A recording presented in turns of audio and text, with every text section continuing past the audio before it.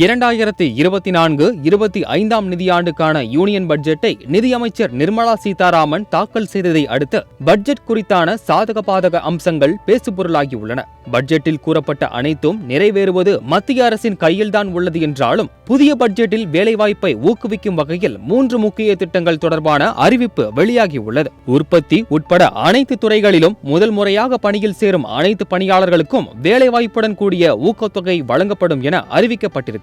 மாத வருமானம் 1 லட்சத்திற்குள் இருக்கும் பட்சத்தில் 15,000 ரூபாய் 3 தவணையாக நேரடி வங்கிக் கணக்கில் செலுத்தப்படும். இந்த திட்டம் செயல்படுத்தப்படும் பட்சத்தில் 20,000 இளைஞர்கள் பயனடைவார்கள் என கூறப்படுகிறது. மட்டுமல்லாமல் வேலையில் சேர்ந்த முதல் 4 ஆண்டுகளில் EPFO பங்களிப்பை பொறுத்து தொழிலாளி மற்றும் முதலாளிக்கு நேரடியான குறிப்பிட்ட அளவு ஊக்கத்தொகை வழங்கப்படும். தொழிலாளர்கள் மற்றும் முதலாளிகளுக்கு இந்த ஊக்கத்தொகை வழங்குவதன் மூலம் உற்பத்தி துறையில் வேலைவாய்ப்பை அதிகரிப்பதே இந்த திட்டத்தின் நேரடி நோக்கமாகும். இந்த திட்டத்தில் 30 லட்சம் இளைஞர்கள் பயனடைவார்கள் என கணக்கிடப்பட்டுள்ளது. மேலும் மாதம் 1 லட்சத்திற்கு மேல் வேலைவாய்ப்புகளை வழங்கும் நிறுவனங்களில் கூடுதல் வேலைவாய்ப்புகள் அரசால் கணக்கிடப்படும். அப்படி வேலை வழங்கப்படும் ஒவ்வொரு கூடுதல் பணியாளருக்கும் EPFO பங்களிப்பிற்காக முதல் 2 ஆண்டுகளுக்கு மாதம் 3,000 வீதம் நிறுவனத்திற்கு அரசு வழங்கும். இந்த திட்டத்தினால் நிறுவனங்கள் அதிகமான நபர்களுக்கு வேலை வழங்கும் பட்சத்தில் சுமார் 50 லட்சம் பேருக்கு கூடுதல் வேலை வாய்ப்பு கிடைக்கும் என எதிர்பார்க்கப்படுகிறது.